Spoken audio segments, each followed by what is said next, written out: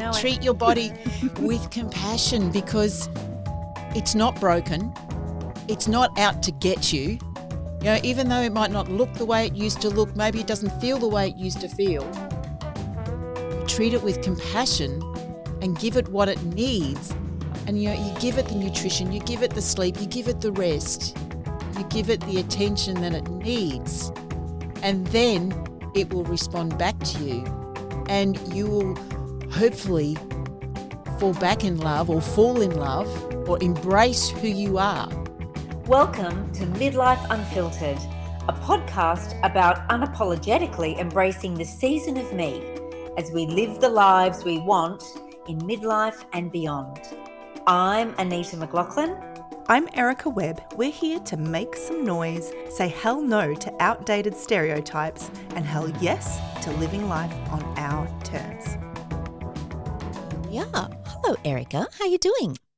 I'm good, Anita. How are you? I'm very well and very happy because we've got a guest in the house. Yay. We love having guests in the house. This is Angela. Angela, say hello. Hello. How are you? It's great to see both of you. I know we are very familiar with each other. We have a bit of a confession to make. We've known each other for quite some time, and through a business network, her business network that we all belong to. But we've become mates over the years as well. Yep, and I see Erica nearly every Wednesday morning for my morning movement session every week. There you go. Yep. So these wonderful connections. But thank you, Angela, for joining us today. Great to be here. We are talking, we're in season 2 of this podcast, and we've called it The Disruption. Love that name because it, for me, and I know for you, Erica, it very much describes how we often feel in this time of life. There's a lot of change that we feel within us, and a lot of change that is imposed upon us. Yep. So that's the next section that we'll delve into. But this is all about the internal disruptions that we feel. And obviously a big part of that is the menopause transition, the big M word. And Angela is a menopause expert. I'm going to call her an expert, though she doesn't like it when that big shiny light's put on her face like that. We've just been talking about that. But you are for me. And for me personally, just as a side note, Angela helped me through my menopause transition and opened my eyes to what was possibly making my life not as good as it could have been. And so I thank you every day for that. And that's why she's here today, because we know she has much wisdom to share about managing the menopause transition. And from a perspective where if you don't want hormonal therapy, and there's nothing wrong with that, but what we're trying to do is give you some understanding of many options to manage your menopause transition. And that's why Angela's here today, because that's your focus, isn't it? Do you want to share with us a bit about you and what you do? Yeah, so it's great being here. My favourite topic to talk about, women's health and menopause. So I have a background as a naturopath. So I've been a naturopath now for nearly 20 years. Also, I'm postmenopausal. And I know for me that when I first started coming through this menopause transition, I had no idea what was going on. Yet I had been working with women's health for so long. And I thought, oh, yeah, your periods just stop and that's it. But I didn't realise that so much more can happen at this time of life. And that kind of, for me, whenever I kind of get a bit stuck, my thing is, let's go learn more. So it sent me down this rabbit hole, and I started learning more and more, first for myself, and then I started talking to other women and realised that I wasn't alone in the way I was feeling, and that other women were feeling, as if the world had just kind of blown up and we just landed back somewhere and was on a foreign, planet somewhere, and we had no idea who we were. And so that then kind of went, okay, so basically knowing what I knew about women's hormones and women's health, and then adding on to the changes that happen to women at this stage of life. That's what I do now. And I guide women through this stage of life. I have a program that you've done that, helps women understand who they are and what's happening, because I think what I find is so many women, by the time they get to this time of life, they are so disconnected from their bodies. that, from a very young age, we were told, there was a lot of, particularly in my age group, there was shame around periods. We didn't talk about what was going on, and we've become disconnected and we don't listen to our bodies anymore. And when our body comes up with some type of symptom, we think there's something wrong. Rather than, okay, what's my body trying to tell me? What have I been doing? Have I been eating something? Have I not been moving the wrong way? Is there a whole pile of stress going on? What is it? Our body is a barometer of everything else that's going on in our life. And this is what I teach women. A lot of women think, oh, well, you're a naturopath, you're just going to give me a pill. And I don't. It's understand what's happening to your body and why it's reacting the way it is right now. And there's a reason for it. And, the reason is pretty straightforward and pretty simple.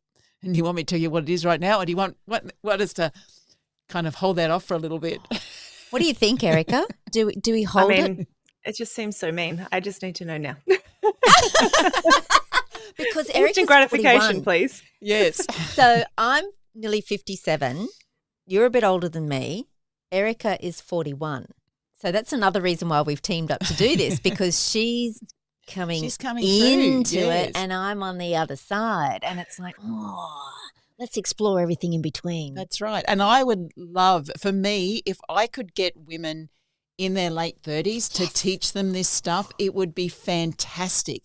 But the problem is many women, I think they're so far away from menopause because they think menopause only happens to old women.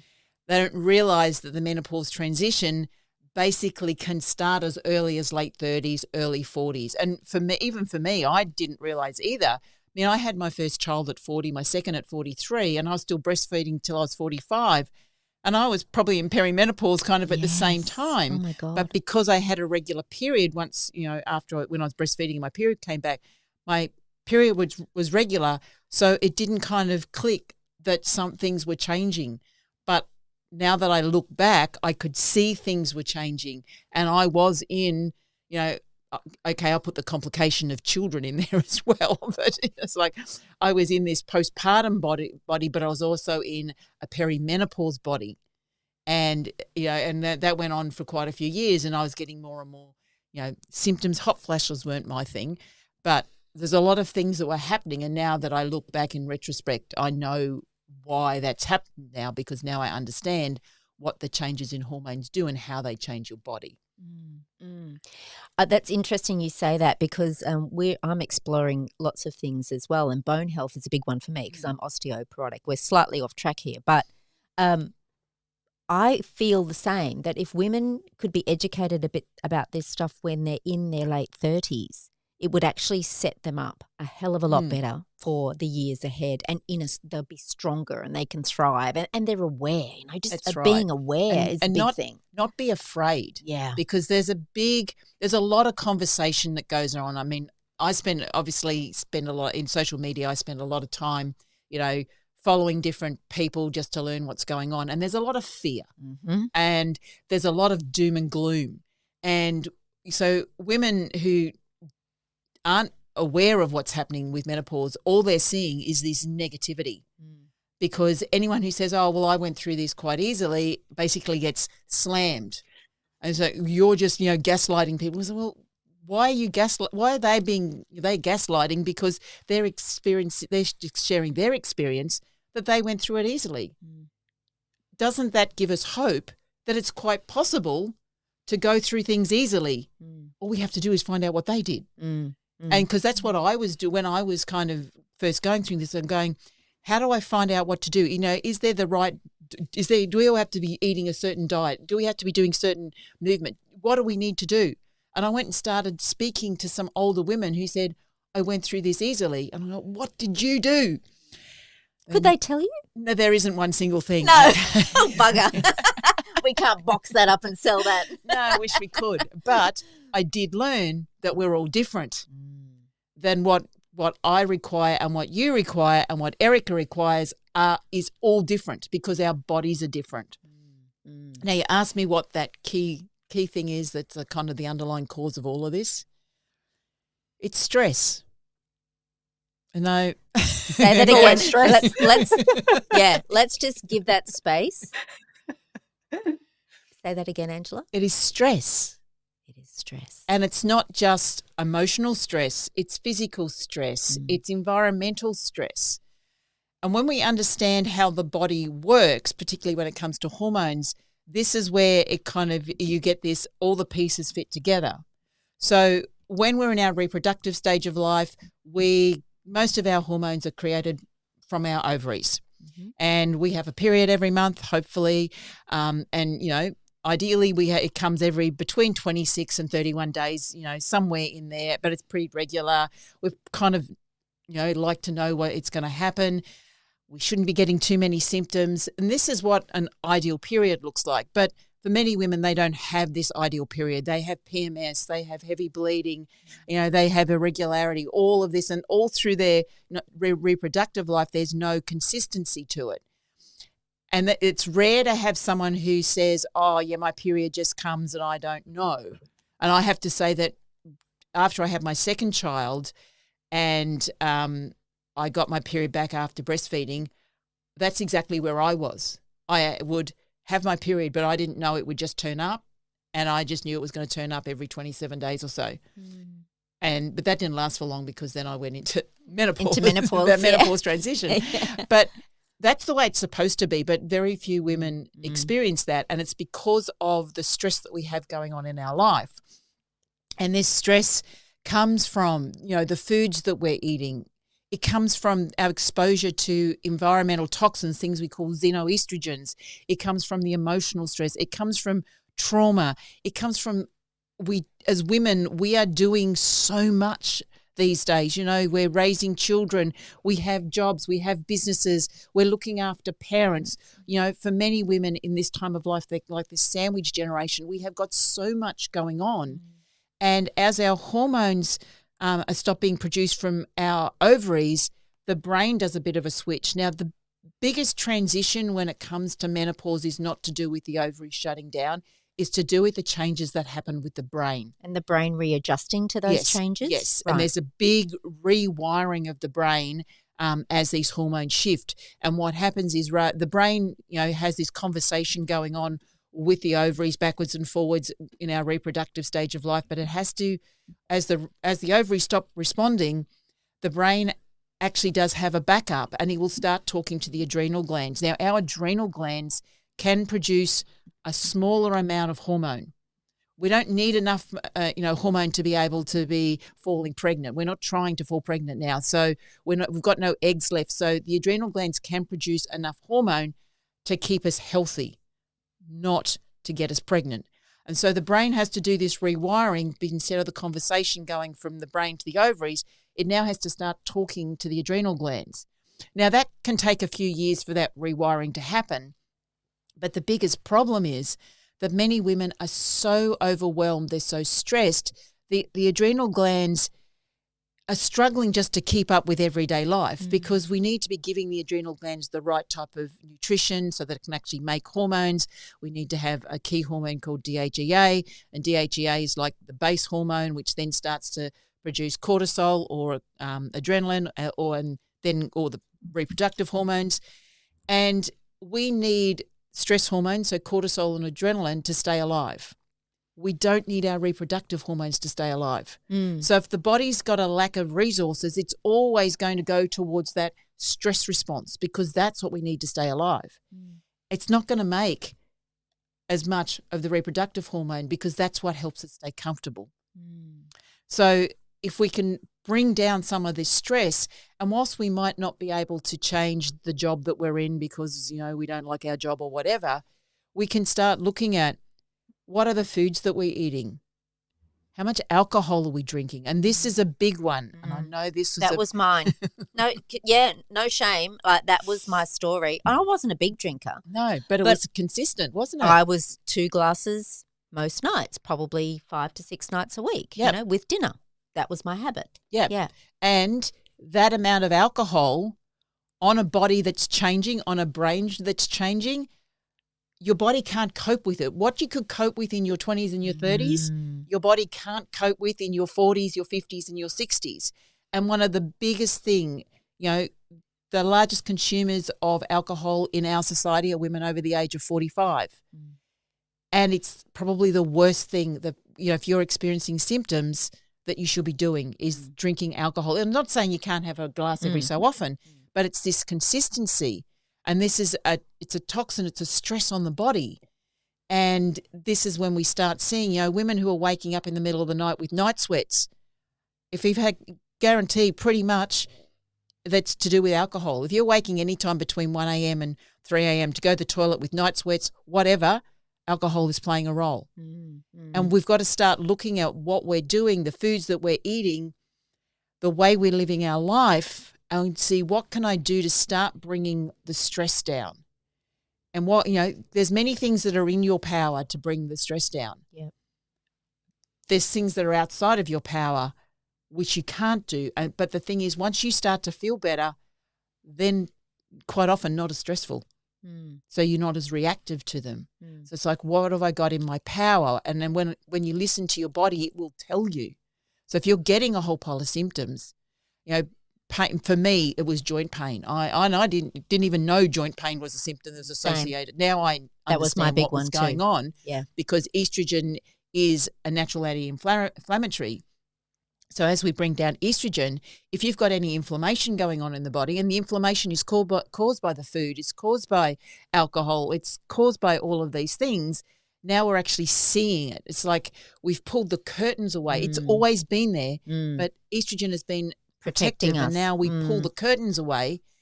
Now it's not estrogen's responsibility to look after you. Now it's your responsibility to look after you. And this is where it is. This is the shift, is like, this is the opportunity for women to go, now I'm going to take responsibility. Because for many years we've been looking after everybody else. Now it's time for us to go, hang on, this is my time. This is my time. What do I need? I've given to everybody else. My body is telling me that it's not in balance. My body's telling me it's depleted. What do I need to do for me right now? To listen to my body and give it what it needs to make me thrive in my life right now. And in Erica's word, treat it with compassion. It's like treat your body with compassion, because it's not broken. It's not out to get you. Even though it might not look the way it used to look, maybe it doesn't feel the way it used to feel, you treat it with compassion and give it what it needs. And you give it the nutrition, you give it the sleep, you give it the rest, you give it the attention that it needs, and then it will respond back to you, and you will hopefully fall back in love or fall in love or embrace who you are, the way that you are, the way that you look. Many women that come to work with me, work in my programs, they want to lose weight. They come in because the menobelly, it's a big thing, and it was a big thing for me too. By the time they finish the program, they understand that it's not about weight.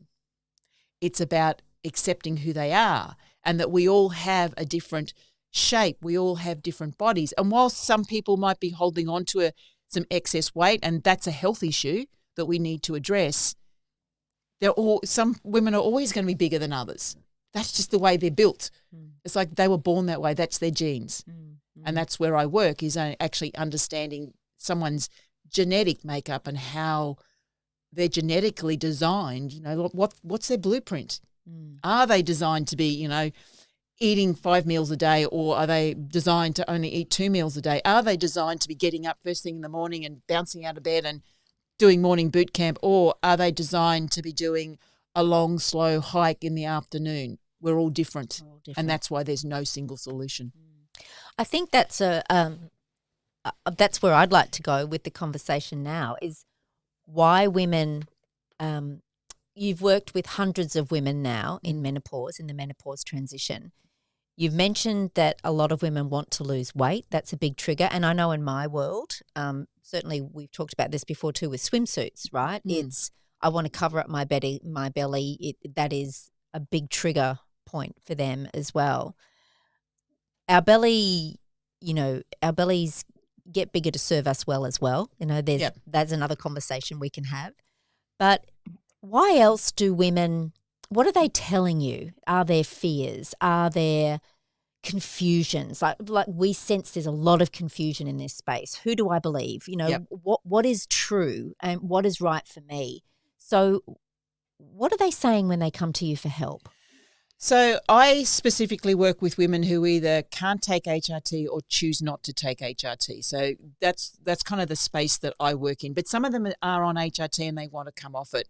And I think the biggest confusion is that women don't understand their bodies. Right. They just simply don't understand what's happening. It's like you wake up one day and your body shape has changed. Now, I went through this. Here I was a naturopath. I was eating a keto paleo diet. I had some few transgressions. I'm human, but I was living, I was exercising, I was doing all the right things. And in the past, if I'd wanted to lose weight, I just do keto for a couple of weeks. The weight would just drop off and I'd be fine. I was finding I couldn't even stick to a keto diet, let alone do one, and it wasn't working. And the weight was I was just getting bigger and bigger and bigger. And I'm going, well, what's going on?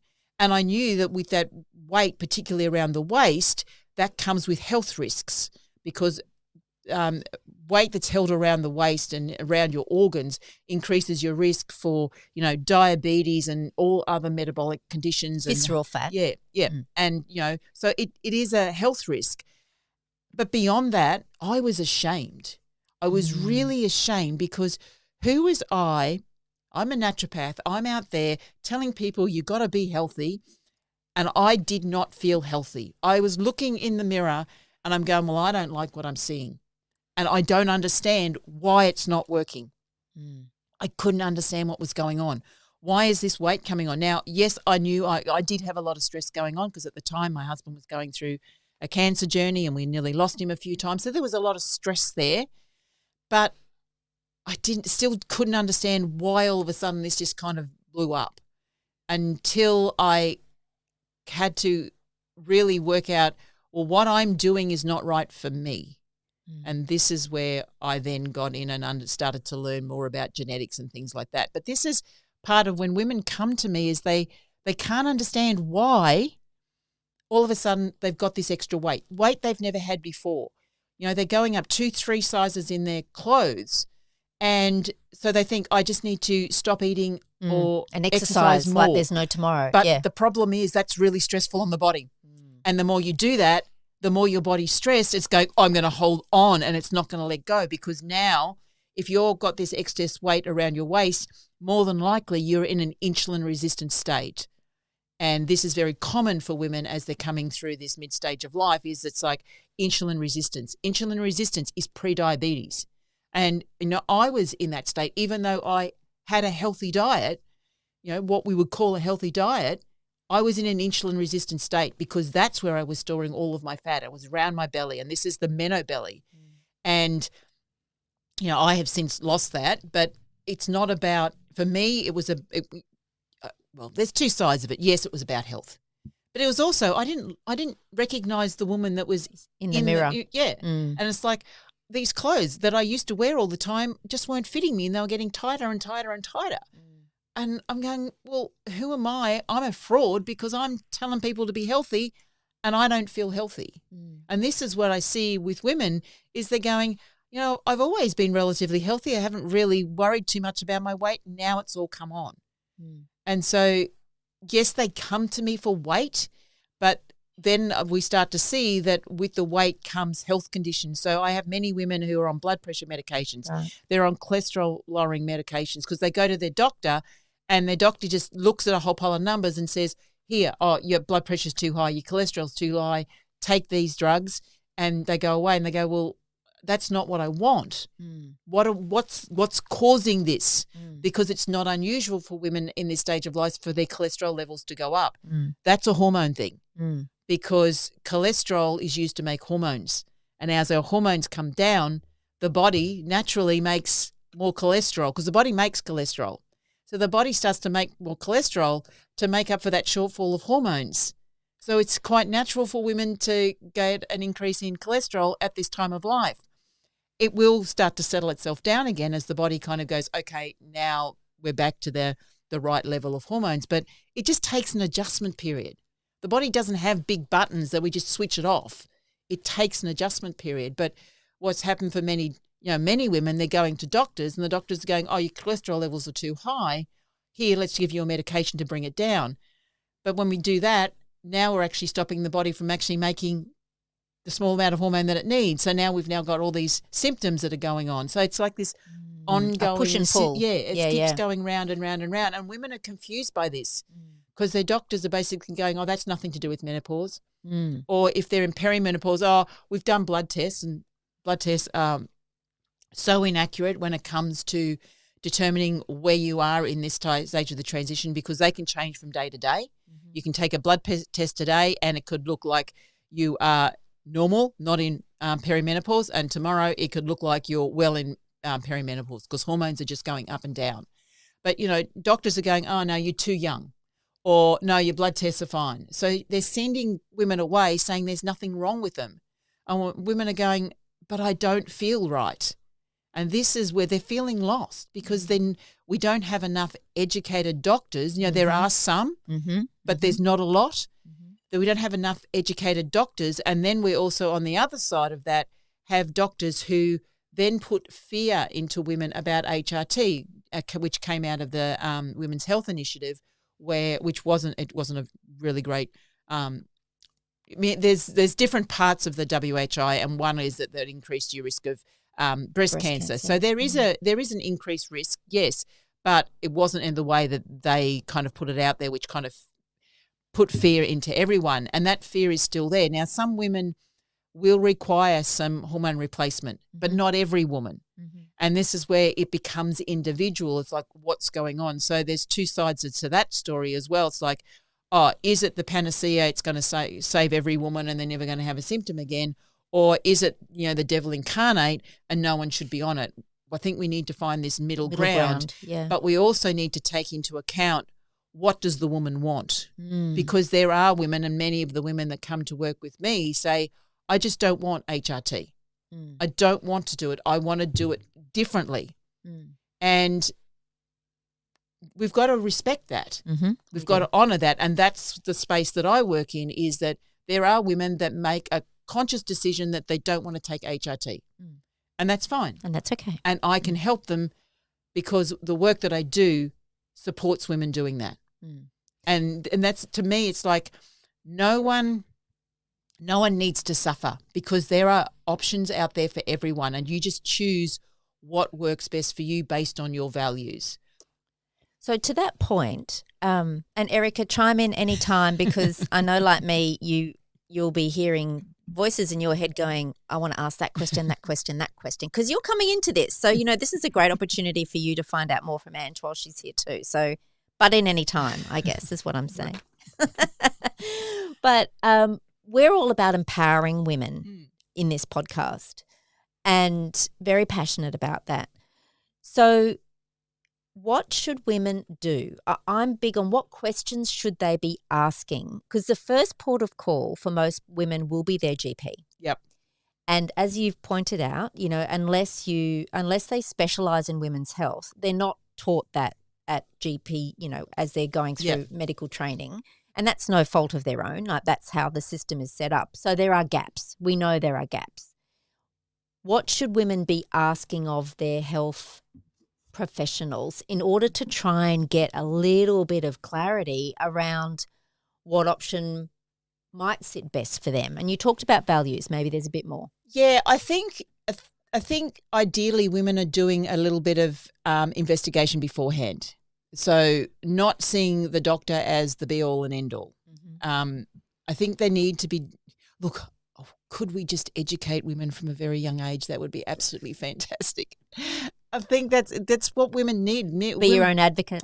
Yeah, that's right. It's like, because we do have, women do have values, and some are, no matter what, always going to go a medical route. Others are going to go, no, I'm not. I don't want, that's there if I need it, but I want to try something else. And that's, I think one of the big things is educate yourself. For me, it's always about education. Knowledge is my highest value. So, getting knowledge and sharing knowledge is my highest value. So I'm always going to say, just learn more. and be open to looking at different things. And if, you've always kind of gone down a certain way, do you need to open your mind to looking at something different? But I think education is a big thing, and not necessarily education around menopause specifically, but start with how does my body work? And the thing is, the answer is always within you.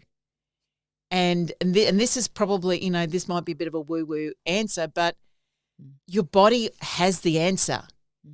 And if you just know that if there's symptoms going on, something in your body is out of balance, and that out of balance, that imbalances can be coming externally or becoming internally. So why am I experiencing any type of symptom? And that's where I am right now. I mean, I'm not symptom free. There are nights when I don't sleep. Most nights I sleep well, but there are nights that I don't. And then I go, okay, so what did I do during the daytime that has got me to this stage now that I'm not sleeping well? And I can go, okay, so I did that and that and that. Okay, I get that. So then I go into a few practices that I do which help me get back to sleep. Or if I've got a symptom, if I, when I came back, that I love to hike, and when I came back off doing the Great Ocean Road hike a couple of months ago, when I was away, because I don't have control of the food, the food's not always the best for my body. It's not saying it's not healthy, but it's not always the best for my body. So I came back and I was in a little bit of pain. So I knew that I needed to do a bit of a detox just to clean out and get my body back on track. Your baseline. Yep. And then the pain just went away. So my body tells me when I'm out of balance, when things are not right. And I just listen, and it's telling me, if I eat the wrong things, I'll be honest, I was eating a lot of chocolate when I was away, and I was also eating a lot of snakes to give me, energy. And that's not great for my body. It's not great for anybody's body. And my body told me. It told me in symptoms. And so I go, okay, fine. It's giving me a message right now. I've now got a choice. I either listen to the message and do something about it, or I ignore the message and I'll continue to have the symptom. Yeah. And that's kind of what I teach the women in my programs. It's not about anything being wrong or right. I don't like to demonize food. Now, there are foods that are going to make your body feel great, and there's foods that are going to make your body not feel great. And the foods that make your body, Anita, feel great are different to the foods because we are different genetic makeups in the way that, the way our bodies are designed.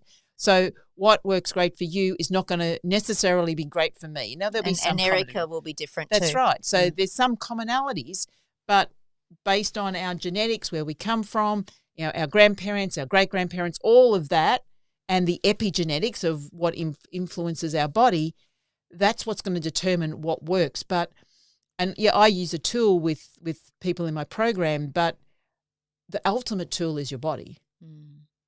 And I think that's where you start. So should they maybe keep notes? Like, here are my symptoms. On this day, I felt X, Y, Z. And maybe it's an energy level as well. I think for me, energy is a big marker as well. It's a big sign of things. So maybe start taking note, because it's that awareness thing. I do. I recommend women who are having lots of hot flushes, I recommend that they keep a hot flush diary, but you can just keep a symptom diary, and not just when you're, okay, I had a hot flush now. Then go back 24 hours. What was the day before like? What was my stress levels like? Did I get a good night's sleep? Was I drinking alcohol? Did I have move a late night? Yeah. Did I move my body? What was I eating? And then you can start to find out what your triggers are. Because when you start to keep a record of these things, you'll start to see that there's a pattern. And that's a great place to start. And this is, once again, connecting into your body. But unfortunately, what happens is people say, just give me a pill to fix that. Yeah. Give me a pill for the hot flushes. Yeah, look, and there's plenty of herbs out there that you can take, and I still do use herbs for some women, but we work on everything first. And if they then need a little bit extra support, herbs or nutritionally, we look at that, but that's just like a gap just to get them through whilst they're making the changes, because the core changes are the food they're eating, the way they're moving their body, what they're exposing their body to, the amount of sleep, the amount of stress, and their mindset around things. Mindset around things. So, and that's then the awareness piece, isn't it? If I start writing it down to understand what my symptoms are and when I'm feeling those. And then actually, just before you go on that, yeah, also how you feel about it. Yes. Because that's important. Because if you feel as if your body's betraying you and that your body's the worst thing out because it's getting hot flushes every 5 minutes and blah, blah, blah, that's important too. But I invite women to call hot flushes power surges. So if you can reframe. So reframing. Yeah, right. reframe it and say, I had 5 power surges today. So doesn't that sound better? And don't we feel better about that than saying I had 5 hot flushes today? So not only keeping a record of these symptoms, but how those symptoms make you feel, what emotions are coming up for you, because that's important as well, because this is the mindset stuff. Do we see it as something positive or do we see it as something negative? And there's a bit of FOMO. We've talked about this before in another episode, haven't we, as well, yes, Erica, you're still there. I'm still here. She's a great listener. Where it's that if we are different, how we feel shame about that too, because there's this whole we want to fit in. So if you're telling me you've got a hot flush, oh God, I had one last night. You should have been next to me in bed when I had that hot flush. It was the biggest hot flush I've ever had. So there's a bit of that goes on too. Yeah, there's a very competitive, and women are really great at this, and we see this all the way through. We see this in pregnancy. We see it in childbirth. We see it in whether or not you Body breastfeed changes. or you bottle. Yeah, it's like we see it. It's like we always seem to want to up the ante on anybody else's story. And I don't know why that we do that, but it's like men don't do this. I don't know why women do it. Fishermen do. I've got the bigger one. You should have seen the one I But caught they do it in the yesterday. positive. They do it in the positive, right? Whereas I You're think right, women, they we do it do in it the in- negative. We're like, Yes. but I'm worse off. Yes. And I think we do it, I don't know, I like to give it a little bit of a positive spin and to think that we sort of almost do it because we don't want to cut anyone else off at the knees. You know, there's this sense of like, well, if I'm just as bad as you or I'm experiencing things maybe even a little worse than you, then maybe that makes you feel a little better. And we bond And over you'll that accept shared me. suffering. Yeah. And we bond over it. It's really quite a bizarre thing, but I know we do I've it. been guilty of that. Yeah, absolutely. It's a really interesting thing. Yeah, we all do it. And then and back to the point that I made right at the very beginning is many women become ashamed to say, oh, I moved through that time of life pretty easily. Exactly. Because everyone's telling you how bad it is. And you basically get told you're gaslighting someone if you say, I did it easily. But why? To me, I'm thinking, because many times I've said, I managed to be able to, get through my symptoms using food, blah, blah, blah. And they say, well, you're just not like everybody else. You don't understand. And you're putting other people down. I'm going, no, I'm not. I'm sharing an experience that other people, if they want to look at what I'm doing, maybe they could experience that as well. But then all of a sudden you just get, social media is just so easy for people to be making comments. And women get afraid to say, actually I did this okay. Because they think there's something wrong because they did it okay. And I think it's because we tend to have a tendency to celebrate the struggle more than we celebrate the ease. It's kind of like in every facet of life that I can think of, it is always, who's suffering harder. And when you see somebody not suffering, you're right, Angela, people come out of the woodwork to be like, oh, must be nice, must be this, must be that. And I think right. And so we protect ourselves from that by being like, oh, yeah, but it was shit for me too. It's like, or just it would not be so saying good anything. to celebrate. Yeah, or to stay and quiet. Wouldn't it be great if women could see that there is something, that they could model? Absolutely. It's like, what is that person doing? Because that's what I did when I started to experience this stuff. I went to older women and said, well, how did you go through this time of life?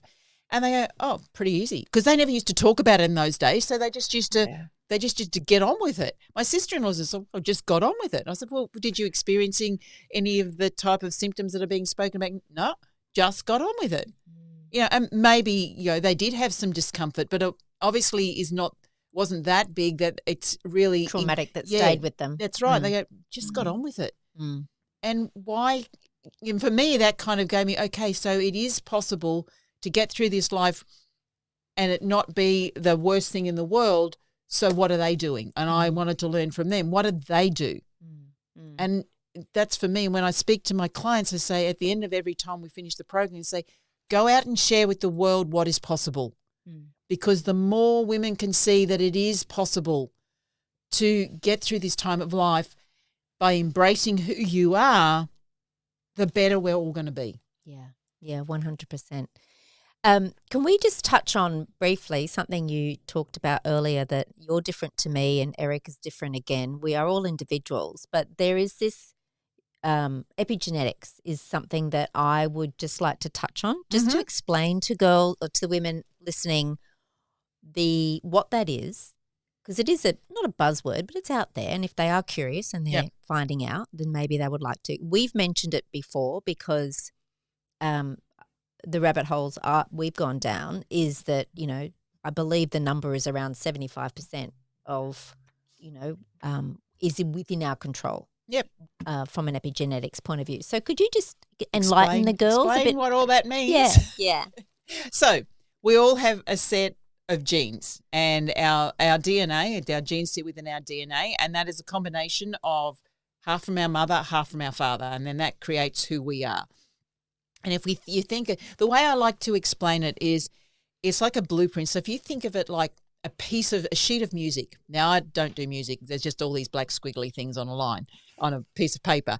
But if you just think of all these different squiggly lines on a piece of paper is a sheet of music. But it means absolutely nothing whilst it's on that sheet of paper because it has not been expressed. It hasn't been played.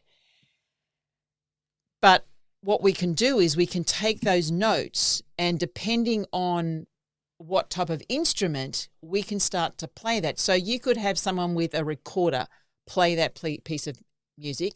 It's going to sound one way. You could give it to a conductor and give it to the symphony orchestra, and they can play the same music in a different way. It's going to sound completely different. So our genes are like this. It's like we've got this blueprint. We all have a blueprint. We do have common genes amongst us, which are our kind of human genes that make us human, not a dog. But we have other genes that says your eyes are your color, mine are this color. Some people have got blue eyes, brown eyes. Some people are tall, some people are short, some people are round, all of that. So all those genes are individual to us based on what we got from our parents. So that's our blueprint.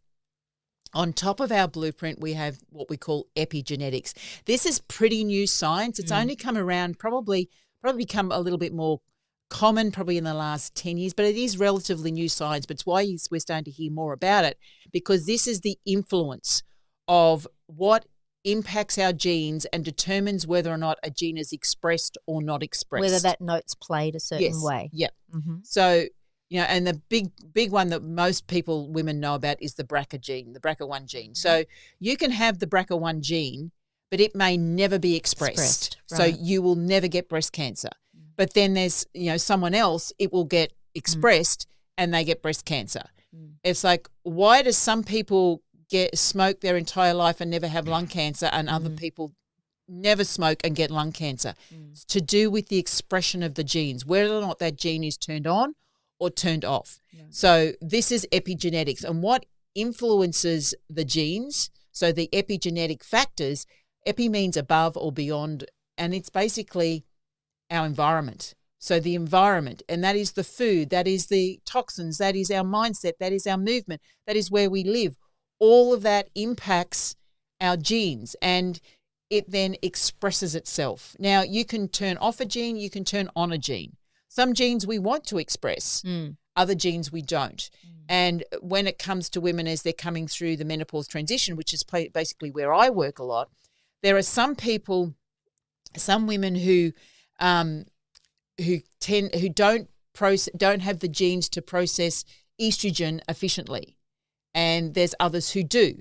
And this is the bit I think that's being missed out when everyone's being given HRT, because not all women can actually cope with extra estrogen, and they tend to hold it in their body and become a bit toxic. And that's when we see women who say, oh, I tried HRT and it didn't work. I guarantee that because genetically they can't cope with because we need to be able to clear estrogen from our body. We don't keep it in there. We have to be able to clear it. So some body types or some genetic types don't clear estrogen as efficiently as others. And the same with progesterone. Mm-hmm. And, you know, some people, you know, they go, oh, I'm allergic to progesterone. No, they're not really allergic to progesterone, but their body can't cope with additional progesterone. And the body knows how to manage itself. But when we start putting extra things in, then sometimes sometimes it might work well.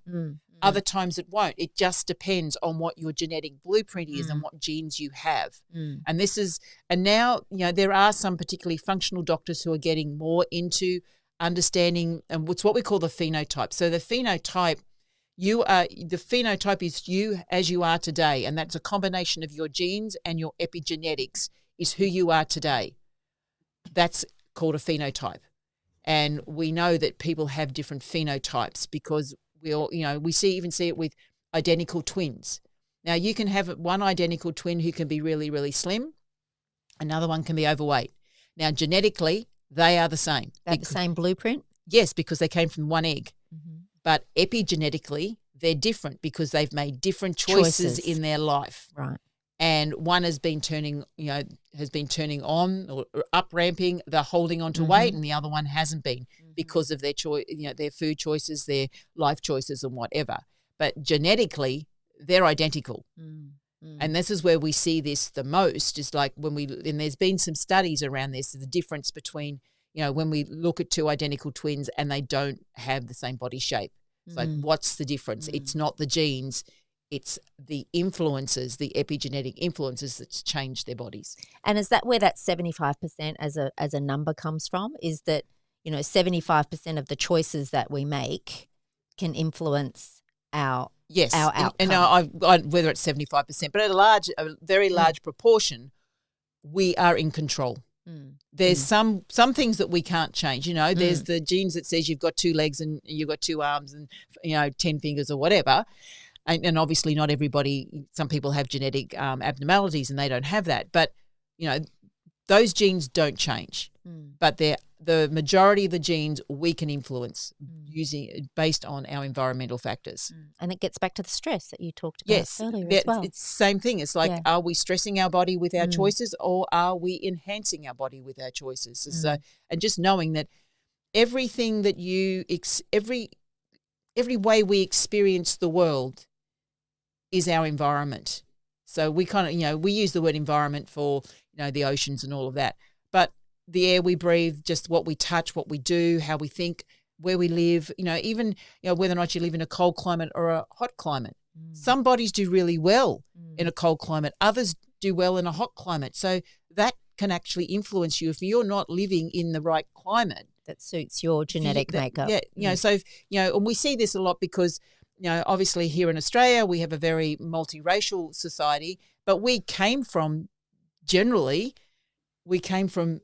all these British people who came over here and transported themselves over here. So came from a very cold climate to a very hot climate.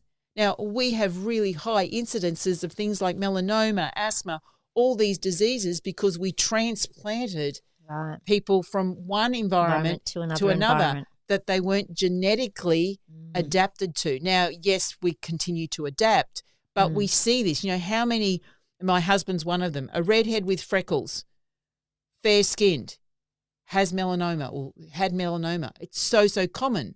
Yet, we don't, when we see, say, a Fijian person, not as common with a Fijian person because they've got that darker skin and they're used to living in the type of climate that they're in. But if we took that Fijian person and sent them off to Scotland, they would suffer because it's too cold for them. Genetically, they're not made for that environment. Interesting. And what we do then is we adjust our environment by putting heaters in, air conditioning and all of that. But so we're adjusting the environment rather than our body. Being adjusted. Right. Yeah. Can I ask a question there, Angela? Yep, you certainly can. Hello, Erica. You're still here. I like to not talk over anyone, so I just have to wait for the little opportunity. I'm curious. Was actually having a conversation with a couple of girlfriends the other day around this sort of topic, and particularly around sort of increased visceral fat and things like that. And one of the things that we talked about was how worrying about that can also cause the kind of stress that we're trying to avoid and trying to get it right, So we were having this big conversation around, exercise and there's a lot out there at the moment around, high intensity exercise potentially contributing to that. And that's not really my question, but more of my question is like, what advice do you have, I guess, around managing the stress that comes with, oh shit, I better get this menopause thing right, because I hear, and that I'm a massive proponent for listening to your body, having conversations with your body, like that is completely what my work centers around. And yet I also know that when we come up against something that feels unfamiliar and unknown, we're like, please just tell me what to do. And so the pressure to get it right, the pressure to think, oh, I have got that much influence and yet I don't know what to do. What if I do it wrong? What if I think that this is what I need and it turns out it was something else? I feel like there's a really strong possibility for the whole thing to just feel stressful, which is what we're trying to avoid. So I'm just wondering, what's your advice there? I mean, obviously working with someone like you is one way to kind of like eliminate that stress or reduce that stress. But like, what else can we be doing to kind of take the pressure off so that we're not kind of making something that could be really life-changing and beautiful into something that just feels like a giant strain and stress? Well, this is exactly what I do in the Embrace program, and we use tools for this. But, it is, number one, I think the big thing is we are all different.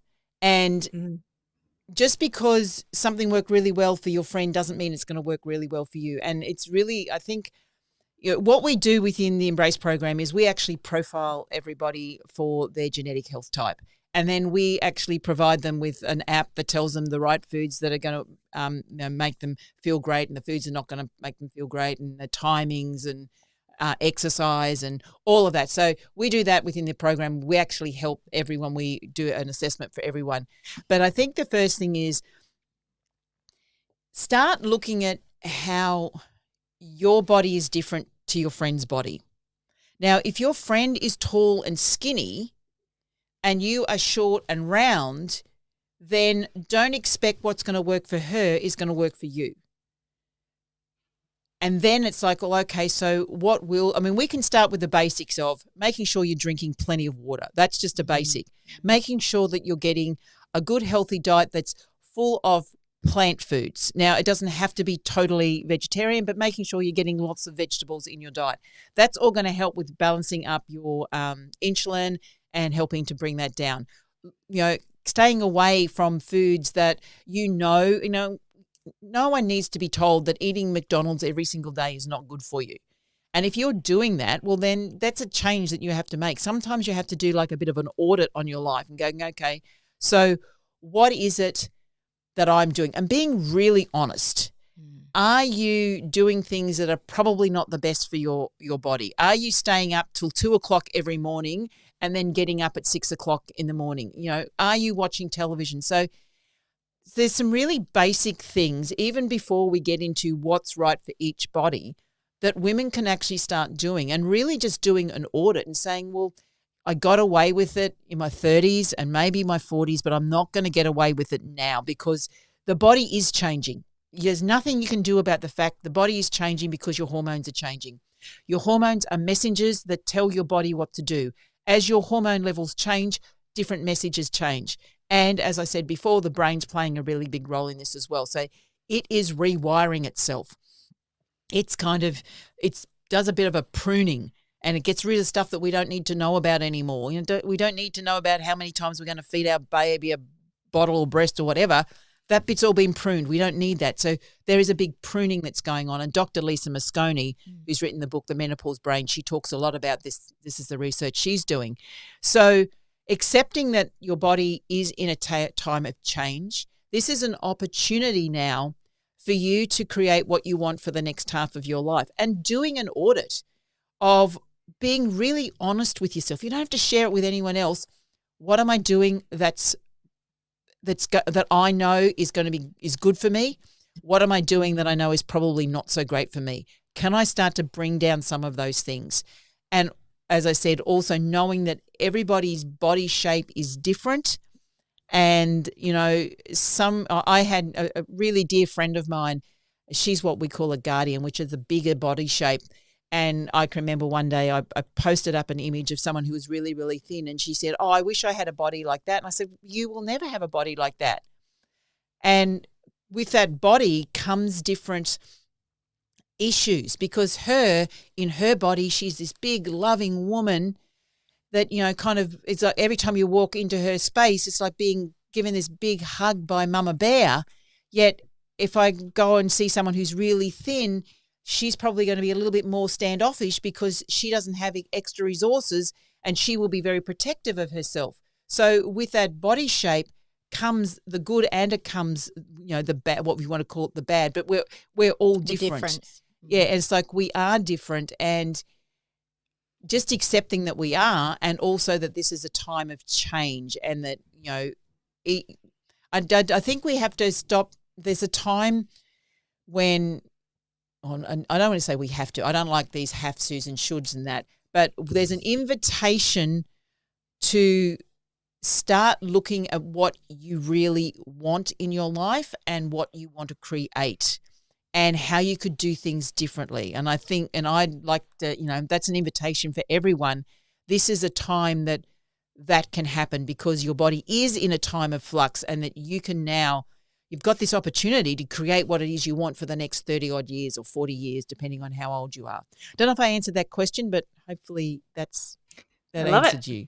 I love it. There's some recurring themes that pop up in our conversations across the board, and I love it. Yeah, thank you, Angela. Because our body is wanting to do the right thing by us. Oh, your body is always trying to stay into balance. The main thing your body is trying to do is stay alive. It's always trying to stay alive. And even if you're getting symptoms, that's your body saying, hey, there's something wrong here. I'm going to give you a symptom because I need to change that particular process, which is going to give you a symptom so that I can stay alive. All it wants to do is stay alive. When you're in a reproductive stage of life, the other thing it's trying to do is reproduce. So the female body, whether you want to or not, was designed to reproduce. And to reproduce, your body has to be in a certain state of health. And your body is always trying to keep you alive. And that's what it's trying to do. And so if we can see that as the gift that it gives us when we've got symptoms, so it's had to make this adjustment. So now this is happening. What do I need to do to help my body? I can remember being taught by a really old naturopathic doctor from the US many, many years ago. He's probably passed now. And he said the body really only has two states. It's either wanting something more that it doesn't have, or it's got too much of what it doesn't want. And all we need to do is, and that's the toxin, so all we need to do is bring down what it doesn't want and give it more of what it wants. And, even we talk about whether or not that's emotionally, that's love, that's fear, or we're talking about toxins and foods or whatever. It's like, give the body what it wants, and it will come back into balance. It will find its balance. It will look for its balance. But it doesn't happen overnight, which I think is the problem in this. I want an answer today. I want to take a pill, and I'm going to fix it. And the Make pill it go away for me. And the pill doesn't fix it; it just masks it. Yeah. In most cases, it just masks it. And maybe it might be a bridge to get you from A to B, but you still have to do the underlying work. And that's whether or not you're taking a hormone pill, you're taking herbal pills, you're taking nutritional pills, whatever it is. Take them; they will help you. But you still need to do the work. It doesn't mean you can't you can't just ignore everything else that's going on. And I think that's probably the biggest message is like, you can't abdicate responsibility for your health to a pill that you take out of a bottle. Be your own health advocate. Fill the gaps, explore, be honest with yourself. Yeah, with yourself. And that's a big one, because I think many of us think women like to pretend. And we don't want to say, oh, hang on. You mean, like, as I said, I was eating too much chocolate and too many snakes when I went hiking. And I'd be honest with myself and saying, yeah, this is actually way too much right now because my body's telling me. It's like, yeah, I didn't have to tell anybody else. I told you guys and, however many 100,000s who are listening to this right now. Just like I think there's so much in that, just the basics of being aware, being honest, and having the mindset shift to know that even if you don't feel like yourself, your body is on your side. Your body is not trying to tear you down. No. It's trying to survive. No, it is, and it is going through change. Most of us can't remember what it was like to come through puberty, but many of us call this puberty in reverse, which hormonally it is. But we were going through a whole pile of change at that time as well. But we were children and we didn't really understand it. But we also went through change, for women who were pregnant and then had babies. Our bodies went through a whole pile of change then. But because we had a baby at the end, we kind of forgot about it, Well, you had something to show for it. That's right. Yeah, that was why. And this is the big thing with menopause. It's like, okay, there's a whole pile of change going on, but what comes out of the other end? Yeah, what have I got to show for it? What comes out the other end is a very wise woman. And that's what menopause gives you.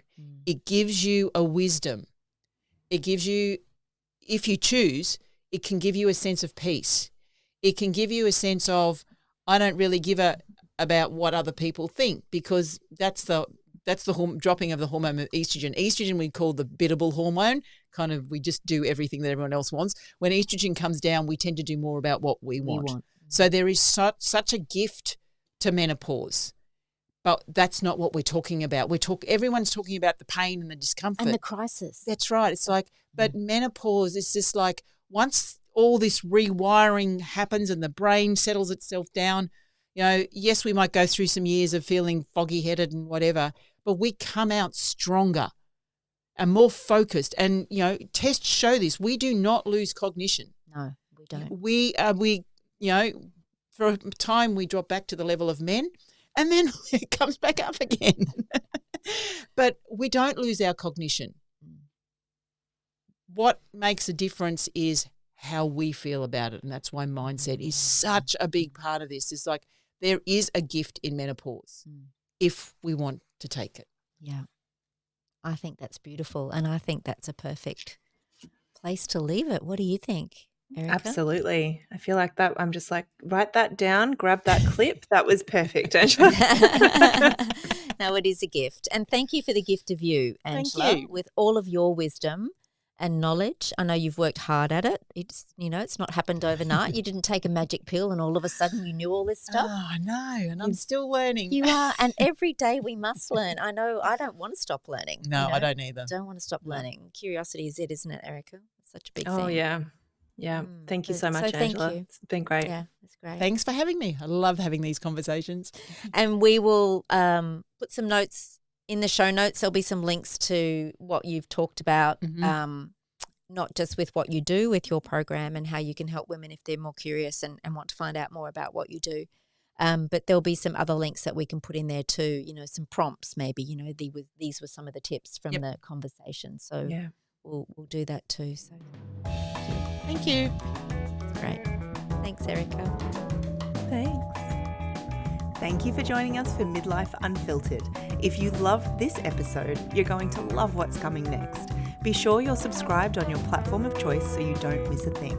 We'd also be delighted, and for sure do a little happy dance, if you took the time to leave us a rating and review.